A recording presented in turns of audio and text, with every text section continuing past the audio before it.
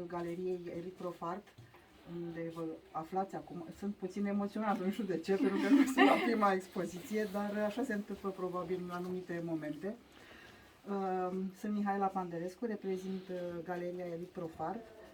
Vă mulțumesc tuturor pentru participare, mulțumesc Oanei Milițescu, mama artistei noastre, Alexia Milițescu, cred că toți o cunoașteți pe Alexia, da? Este o fată foarte frumoasă, da? Deci eu nu vorbesc despre arta ei, o fată frumoasă după cum se poate vedea. Da? Ești de acord, da? Vreau să văd și băieții că spun că sunt de acord. Băieții mustăcesc, e clar că sunteți de acord. Așa. Este foarte talentată. Eu am urmărit-o de când era micuță, da? De când am deschis noi galeria din 2011. Alexia, prin profesorul ei, Cătălin Magdalinis, care este de față, a trecut pe la noi și de atunci am urmărit-o. Ea spune la un moment dat că de la 3 ani pictează. Pictează, desenează, îi place foarte mult să deseneze, dar eu am văzut pe lângă acest talent pe care îl are de a desena și de a picta, că dansează foarte frumos, că este și, nu știu dacă muzician, dar oricum cântă la pian, cântă la chitară, scrie cărți, a scris o carte, da? A făcut grafică la cartea Mătușii sau ceva de genul. Reviste, sau o revistă, da. Deci este deja, să zicem, un artist, da? Complex, da. Mulțumesc Roxanei Bărbulescu, care este criticul de artă și care va face deschiderea acestei expoziții, că a avut încredere în noi, ca să spun așa, în galerie, că ne-a recomandat și că Alexia a venit către noi cu această expoziție personală de excepție. Am de față o bună verișoară care nu lipsește de la vernisajele noastre, de la evenimentele noastre și a fost foarte încântată și chiar a spus, este singură, de obicei sunt expoziții de grup, sunt și expoziții personale, dar mai puține decât cele de grup și a zis, este numai ea, ceea ce este bine de remarcat, ca să zic așa, pentru Alexia. Nu vă rețin că oricum am stat foarte mult. Deschiderea o face Roxana Bărbulescu, care este critic de artă și sigur că ne va vorbi despre creațiile Alexiei și despre tot ce avem aici în expoziție. Bună seara, vă mulțumesc și eu că ați ajuns pe o vreme atât de urâtă. Ieri când am pus expoziția era atât de frumos, soare, cald și când am văzut astăzi cum plouă, chiar mă gândeam așa că nu o să vină lume, dar uitați că Alexia probabil că e foarte iubită, mai mult ca sigur. Eu pe Alexia am cunoscut-o în anul 2019, nu atât de mult ca Mihaela, cu ocazia primei sale expoziții personale, Universul Imaginației. Și încă de atunci am fost surprinsă, în primul rând, de maturitatea lucrărilor ei, deși avea doar 13 ani, de imaginația debordantă și de maniera în care a reușit să comunice vizual, prin intermediul lucrărilor sale, bineînțeles, ceea ce se află dincolo de realitatea concretă. Iată că după 3 ani de la acea expoziție, perioadă în care cu siguranță nu a încetat să picteze și să deseneze cu aceeași pasiune, Alexia mă uimește și îmi încântă privirea din nou. Iar în această expoziție intitulată Ferestre către culori, ce poate fi considerată o expoziție retrospectivă, deoarece reunește lucrări reprezentative din mai multe perioade, Alexia ne invită și ne implică subtil în universul ei. Încă de la lucrările sale mai vechi din perioadele anterioare, precum Descompunere, Mecanism perfect sau Anotimpuri, o să le vedeți mai bine după aceea.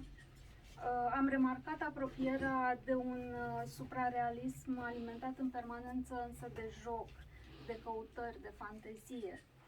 Dar, indiferent de perioada în care ea a realizat lucrările, ele au o complexitate aparte, susținută în mare parte de desen și de maniera personală în care își concepe compozițiile.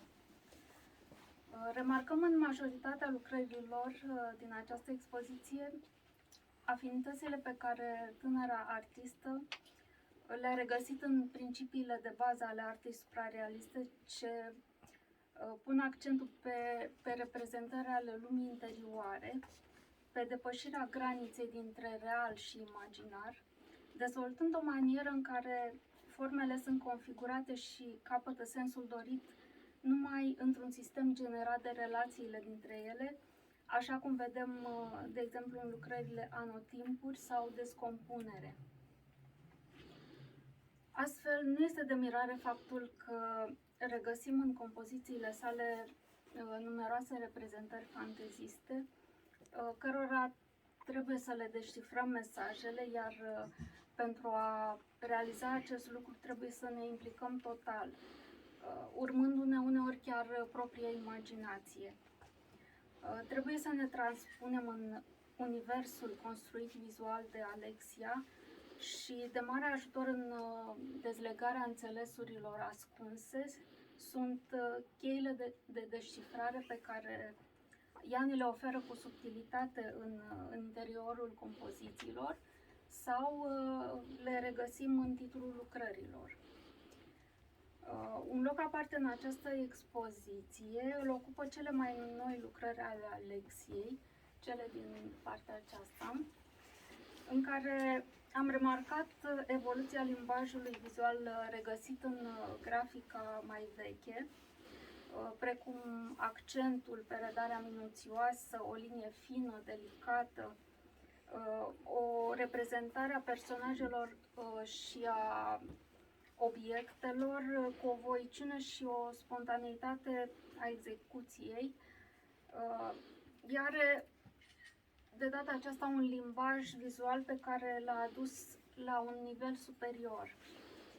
Astfel, complexitatea compozițiilor a crescut, iar desenul a început să fie tot mai mult susținut de culoare, ambele generând un echilibru perfect al compozițiilor. Vedem această evoluție în lucrările Gânduri ilustrate, Contradicție, Mulțime curioasă, la care se adaugă două lucrări ce merg în zona pop artului, prin introducerea unor obiecte pe suprafețele pictate. Cred că ați remarcat-o deja, acele cuie puse în lucrarea joc, sau prin maniera de împărțire a compozițiilor și redare a formelor în lucrarea secvenței, care e chiar ultima de acolo. Al doilea, de asemenea, o caracteristică a lucrărilor Alexiei este recurența unor elemente. Unul dintre ele este ochiul, pe care îl multiplică, cum vedem în lucrarea Călătorie, fie îl redă într-o manieră în care ea vrea să pună accentul pe valoarea lui simbolică, aceea de ilustrare a sentimentelor, a interiorului uman, prin care devine un semn expresiv al stărilor interioare. Cum vedem în lucrările Personalități, Trădare sau Complementare. Al doilea element recurent este portretul, ce capătă în lucrările Alexiei valențe noi și valențe care țin în special de imaginar, mai mult decât de o redare fidelă. Portretele realizate de ea sunt însă niște portrete imaginare sau care provin din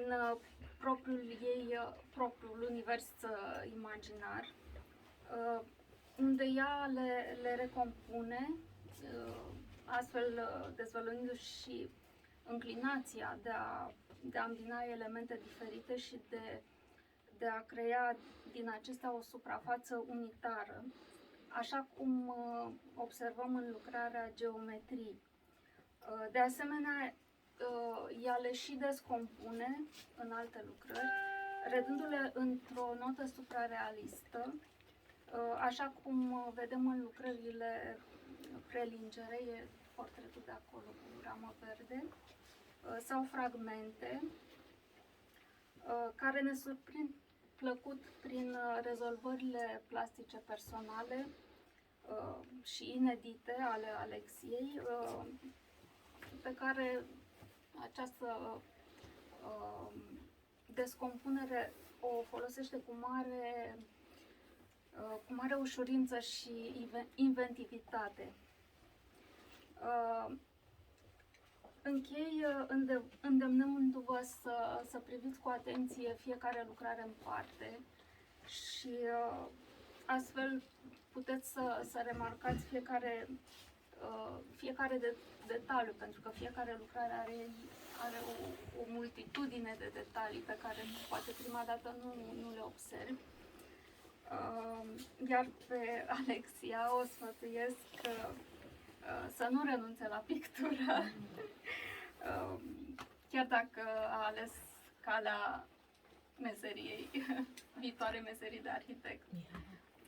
Mulțumesc și o las și pe artistă să spună două cuvinte. Vă mulțumesc tuturor pentru că ați venit la vernisajul expoziției mele de pictură Ferestre către culori și sper că v-ați simțit și că o să vă simțiți bine în continuare și că vă încântă picturile și desenele mele. Vreau să mulțumesc atât familiei cât și profesorilor care m-au îndrumat și m-au încurajat și pe partea artistică și o parte dintre ei sunt și aici și mulțumesc foarte mult și mă bucur foarte mult.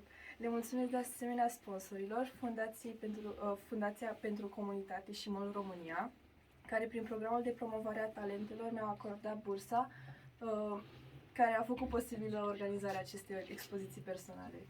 Mulțumesc Galeriei de Artă Elit și doamnei critic Roxana Bărbulescu pentru ajutorul acordat și pentru această frumoasă prezentare. Mulțumesc mult de tot!